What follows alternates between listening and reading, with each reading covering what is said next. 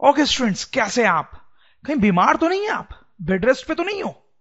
दवाइयां तो नहीं लेनी पड़ रही है ठीक होने के लिए? तो स्टूडेंट्स, हम अपना नया चैप्टर स्टार्ट करेंगे जिसका नाम है why do we fall ill, मतलब हम क्यों बीमार हो जाते हैं। तो स्टूडेंट्स, नाम से ही आपको समझ में आ रहा होगा कि इस चैप्टर में हम क्या करने वाले हैं। इस चैप्टर में हम डिफरेंट डिजीजेस के बारे में पढ़ने वाले हैं। हम ये पढ़ने वाले हैं कि हम बीमार क्यों हो जाते हैं, और फिर जब हम बीमार हो जाते हैं तो हमें कैसी दवाएं लेनी पड़ती हैं। इंट्रोडक्शन, तो सबसे पहले हम इंट्रोडक्शन देखते हैं चैप्टर का। देखो, हमारी जो ह्यूमन बॉडी है वो एक मशीन की तरह है। उसको हम एक कार से कंपेयर कर सकते हैं फॉर एग्जाम्पल। तो ये जो कार होता है उसके बहुत सारे पार्ट्स होते हैं, जैसे व्हील हो गया उसका। कार के अंदर सबसे इंपॉर्टेंट पार्ट होता है उसका इंजन। कार के ग्लास हो गया, ये कार की बॉडी हो गई बाहर की। फिर कार के अंदर सीट्स होती है जिसमें हम बैठते हैं। ओके, अब देखो, अगर आपने कार चलाई है यार, देखिए, तो आपको पता होगा कि कभी ना कभी व्हील्स में प्रॉब्लम आ जाती है, कभी इंजन में कोई प्रॉब्लम आ जाती है, कभी बॉडी में प्रॉब्लम आ जाती है। मतलब डिफरेंट डिफरेंट पार्ट्स में कुछ प्रॉब्लम आती रहती है, जिससे हमें कार को हमेशा ठीक कराते रहना पड़ता है, उसको रिपेयर कराते रहना पड़ता है। तो जिस तरह ये कार में या किसी मशीन में प्रॉब्लम्स आती है, वो खराब होती रहती हैं, वैसे हमारे ह्यूमन बॉडी में भी होता है। हमारा ह्यूमन बॉडी भी एक कॉम्प्लेक्स मशीन है। जैसे हमें पता है कि हमारे बॉडी में बहुत सारे सेल्स होते हैं स्टूडेंट्स। वो जो सेल्स होते हैं वो मिलके टिश्यूज बनाते हैं, और वो जो टिश्यूज होते हैं वो मिलके ऑर्गन्स बनाते हैं। इन सब में हमेशा कुछ ना कुछ एक्टिविटी चलती रहती है। जैसे कि हम सेल की बात अगर करें तो हमेशा नए सेल्स बनते रहते हैं जिससे हम ग्रो करते हैं, नए सेल्स बनते रहते हैं। कोई सेल खराब हो गया है तो उसमें रिपेयरिंग का काम चलता रहता है। कुछ सेल्स होते हैं जो एक जगह से दूसरी जगह मूव करते हैं, जैसे ब्लड के सेल्स जो होते हैं, ब्लड में जो सेल्स होते हैं वो मूव करते हैं एक जगह से दूसरी जगह। फिर हमारे बॉडी में बहुत सारे ऑर्गन्स होते हैं स्टूडेंट्स, जैसे हार्ट हो गया। हार्ट क्या करता है? ब्लड को पंप करता है, ब्लड को पंप करता है हमारी बॉडी में। जैसे लंग्स हो गए, लंग्स क्या करते हैं? हमें सांस लेने में मदद करते हैं, ब्रीदिंग में हमारी मदद करते हैं। ठीक। जैसे ब्रेन हो गया हमारा। ब्रेन तो क्या काम करता है आप समझते ही हैं, बहुत सारे काम करता है। जैसे हमें चीजों को समझने में मदद करता है, अंडरस्टैंड। जैसे हमारी बॉडी में किडनी होती है, किडनी बहुत इंपॉर्टेंट ऑर्गन होता है हमारी बॉडी का। वो क्या करता है? वो यूरिन बनाता है। तो आप देख सकते हैं हमारी बॉडी के अंदर बहुत सारी एक्टिविटी चलती रहती है दिन रात। अब इतनी सारी एक्टिविटी चल रही है स्टूडेंट्स, तो उसमें कुछ ना कुछ गड़बड़ी तो हो ही सकती है, कुछ ना कुछ कहीं ना कहीं कुछ गड़बड़ी हो सकती है। तो जब किसी भी चीज में कहीं पर हमारे बॉडी में गड़बड़ी हो जाती है, ये जो एक्टिविटी चल रही है उनमें कुछ प्रॉब्लम हो जाती है, तो स्टूडेंट्स हम अच्छा फील नहीं करते हैं, हम अनकंफर्टेबल फील करते हैं। अनकंफर्टेबल, हमें परेशानी होने लगती है। वो जो सिचुएशन होती है इलनेस की। वो जो सिचुएशन है वो होती है इलनेस की, या हम बोल सकते हैं बैड हेल्थ की। मतलब हम सोच सकते हैं कि हम बीमार हो जाते हैं, हमारी हेल्थ खराब हो जाती है। तो इसी इलनेस और बैड हेल्थ के बारे में हम और आगे इस चैप्टर में पढ़ेंगे। Factors determining health. तो स्टूडेंट्स, हमारी जो हेल्थ होती है वो बहुत सारे फैक्टर्स पे डिपेंड करती है। उन फैक्टर्स को हम दो कैटेगरीज में डिवाइड कर रहे हैं, पर्सनल एंड कम्युनिटी। जैसे देखो, दोनों का एक एग्जाम्पल दूंगा तो आप समझ जाओगे। जैसे हमें बचपन से सिखाया जाता है कि एक्सरसाइज करने पे हमारी हेल्थ अच्छी रहती है, राइट। गार्बेज ऑन स्ट्रीट्स, अगर आप जहां रहते हो वहां सड़कों पे अगर गार्बेज होगा तो आपकी हेल्थ अच्छी नहीं रह पाएगी, सही बात। अब देखो, एक्सरसाइज करने की जहां तक बात है वो मेरे कंट्रोल में है कि मैं एक्सरसाइज करूं या नहीं। मैं चाहूंगा तो करूंगा, नहीं चाहूंगा तो नहीं करूंगा। लेकिन गार्बेज ऑन स्ट्रीट, क्या ये मेरे कंट्रोल में है कि गार्बेज ना हो? देखो, हम सब चाहते हैं कि गार्बेज ना हो, लेकिन आपके शहर में भी हो सकता है गार्बेज रहता हो रोड्स पे, तो वो हमारे कंट्रोल में नहीं है। लेकिन इस पे हमारी हेल्थ जरूर डिपेंड करती है ना। तो ऐसी चीजें जो हमारे कंट्रोल में है उसको हम पर्सनल वाली कैटेगरी में डालेंगे, और जो हमारे कंट्रोल में नहीं है, हमारे आसपास के सोसाइटी के कंट्रोल में है, आसपास की कम्युनिटी के कंट्रोल में है, उसको हम इस कैटेगरी में डालेंगे। समझ रहे हो स्टूडेंट? तो हम लिख सकते हैं यहां पे कि पर्सनल फैक्टर्स कौन से फैक्टर्स होते हैं which we can do as an individual, ठीक है, और कम्युनिटी के फैक्टर्स कौन से होते हैं which we can do as a society, ठीक है, जो हम इंडिविजुअली नहीं कर सकते एज अ सोसाइटी कर सकते।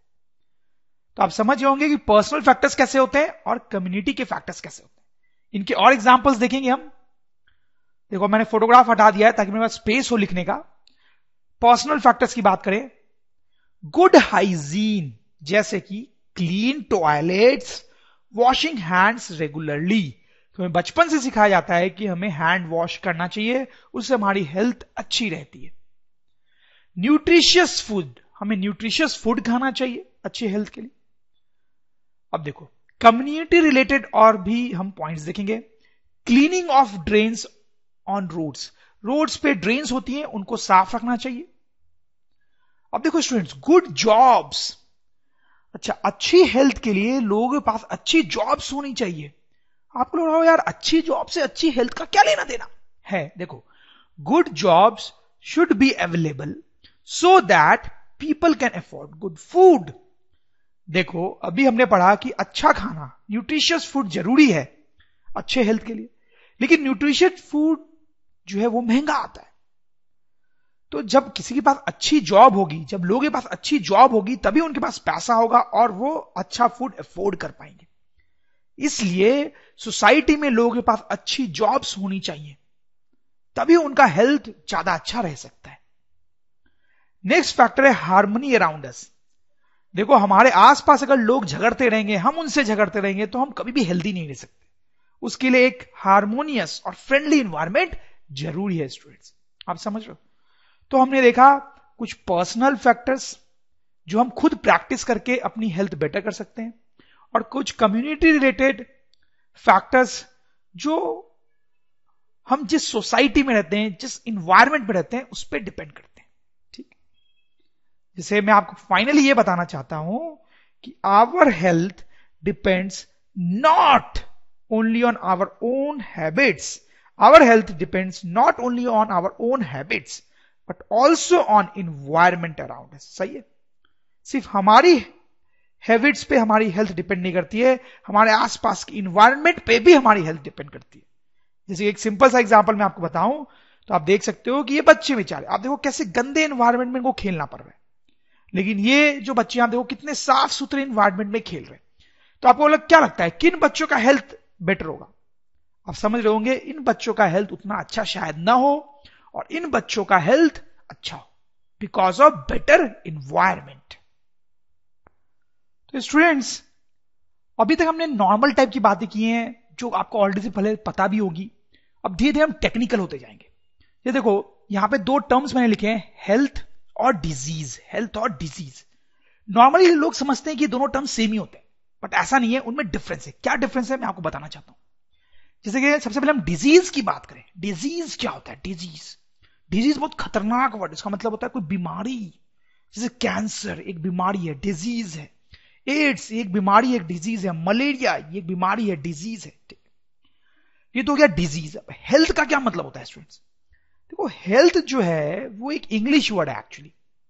उसका मतलब होता है, आप ऐसा सोच सकते हो, नॉट फीलिंग वेल। मतलब किसी भी रीजन से अगर आपको अच्छा नहीं लग रहा है तो आप बोल सकते हो कि आपकी हेल्थ खराब है, आपकी हेल्थ खराब है। जैसे मैं आपको कुछ एग्जांपल्स देता हूं। जैसे कि सपोज करो आप एक्चुअली में किसी डिजीज से सफर कर रहे हो, तब तो ऑब्वियस बात है कि आपकी हेल्थ खराब होगी ही होगी, बैड हेल्थ होगी। लेकिन सपोज करो आपको स्ट्रेन आ गया, स्ट्रेन, जैसे लोग स्पोर्ट्स खेलते हैं तो स्ट्रेन वगैरह आ जाता है, तो कोई डिजीज हो गया है क्या? कोई बीमारी हो गई आपको? नहीं, ऐसा नहीं। स्ट्रेन आया कुछ दिन में ठीक हो जाए, तो आपको कोई डिजीज नहीं हुई है यहां पे। लेकिन हम ऐसा तो बोल ही सकते हैं कि आपकी बैड हेल्थ चल रही है, अभी स्ट्रेन आ गया है, बैड हेल्थ चल रही है, खेल वेल नहीं पाओगे। सपोज आप डिप्रेस्ड हो, गर्लफ्रेंड छोड़ के भाग गई आपकी, तो आप डिप्रेशन में हो, तो कोई बीमारी हो गई क्या आपको? बिल्कुल नहीं। लेकिन हम बोल सकते हैं कि यार की बैड हेल्थ है आपकी। जो सोनू निगम है बहुत अच्छा सिंगर है, अब उसका किसी दिन गला खराब है, बैड थ्रोट, गला खराब है, आवाज बजी हुई है, तो कोई बीमारी हो गई है उसको? बिल्कुल नहीं। लेकिन बेचारा अनकंफर्टेबल होगा, गाना नहीं गा पाएगा, अपना काम नहीं कर पाएगा ढंग से, तो हम बोल सकते हैं कि बैड हेल्थ में। तो आपको समझ में आ रहा है कि हेल्थ जो है वो एक जनरल टर्म होता है, जबकि डिजीज का मतलब होता है कोई पर्टिकुलर बीमारी। और इंपॉर्टेंट बात यह है कि जो मैं लिख रहा हूं यहां पे, one can be in bad health even without suffering from a disease.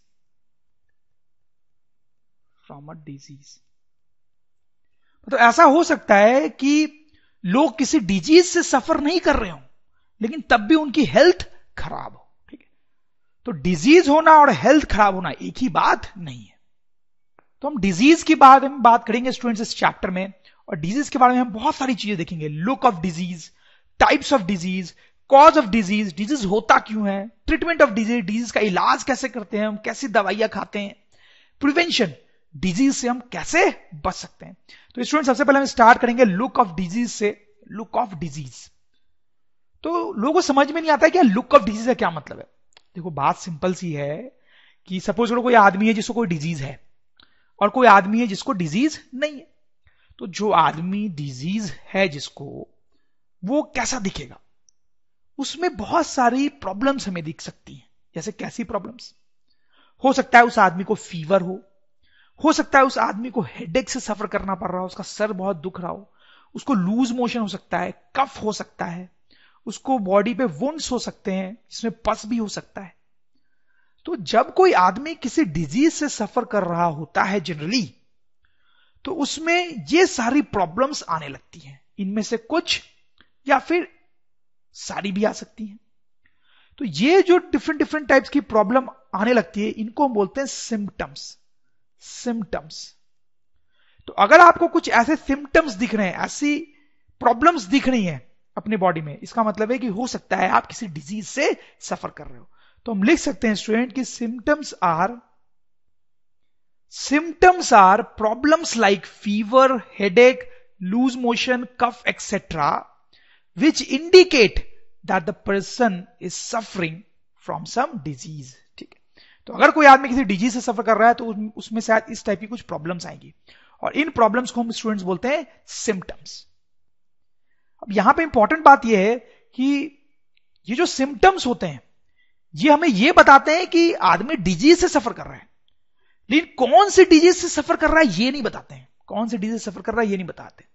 जैसे कि अगर मान लो किसी को हेडेक हो रहा है, अगर किसी को हेडेक हो रहा है तो हम समझ जाएंगे कि यार उसको शायद कोई डिजीज हो गई है, लेकिन कौन सी डिजीज है ये हम नहीं बता सकते अभी, क्योंकि बहुत सारी ऐसी बीमारियां हैं, बहुत सारी ऐसी डिजीजेस हैं जो होने पे हेडेक हो सकता है।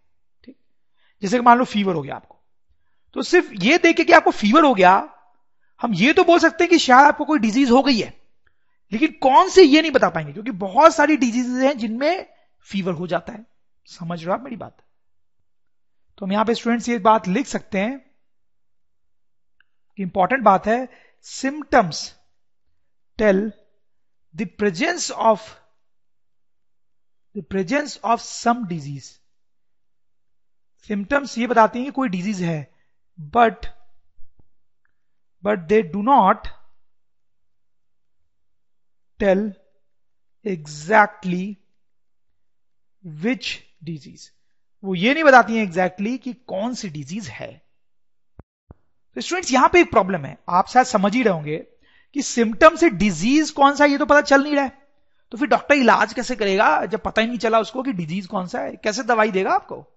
देखो, तो डॉक्टर्स को कैसे पता चलता है कि कौन सा डिजीज है? डॉक्टर्स जो है उस सिम्टम्स जैसे एक और टर्म को एनालाइज करते हैं, साइंस क्या होता है? साइंस वो चीज होती है which tell the exact disease। Science वो चीजें होती हैं जिससे हमें यह पता चलता है कि एग्जैक्टली कौन सी डिजीज है। तो साइंस के अंतर्गत बहुत सारी चीजें आती हैं, जैसे कि फाइनर डिटेल्स ऑफ सिम्टम्स। अब जैसे देखो,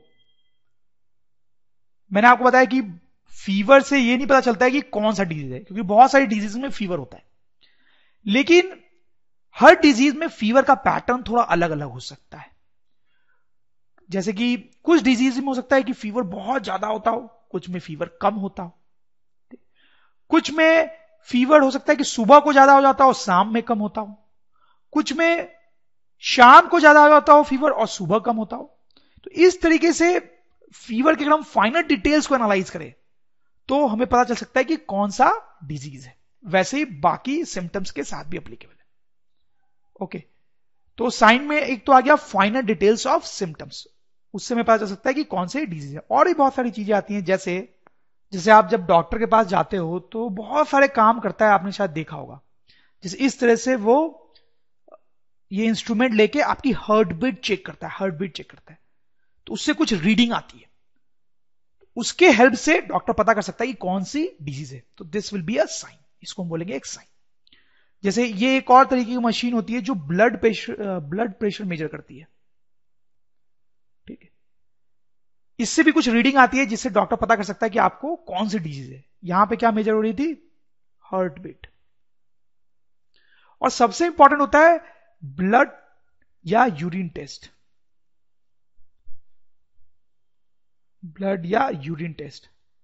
जैसे कई बार आप डॉक्टर के पास जाते हो तो वो इंजेक्शन लगाता है आपकी बॉडी में और खून निकालता है। फिर डॉक्टर क्या करता है? उस खून पे बहुत सारे एक्सपेरिमेंट्स करता है। वैसे वो आप उसको अपना यूरिन भी देते हो, उस पर वो बहुत सारे एक्सपेरिमेंट्स करता है, जिससे उसको बहुत सारी बातें पता चलती हैं, जिससे ये पता चलता है कि आपको कौन सी डिजीज है। तो दीज आर ऑल साइंस। तो आई होप स्टूडेंट्स आप समझ गए होंगे। तो स्टूडेंट्स क्या पढ़ा हमने, थोड़ा सा देखते हैं, हम रिकॉल करते हैं। हमने देखा लुक ऑफ डिजीज। हमने देखा कि जब हम बीमार होते हैं तो हमें कुछ सिम्टम्स आते हैं जिससे हमें पता चलता है कि कोई बीमारी हुई है। कौन सी हुई है वो पता नहीं चलता अभी सिम्टम्स से। फिर जब हम डॉक्टर के पास जाते हैं तो डॉक्टर और एनालिसिस करते हैं, उनको कुछ साइंस मिलते हैं जिनसे उनको पता चलता है कि एग्जैक्टली कौन सा डिजीज है।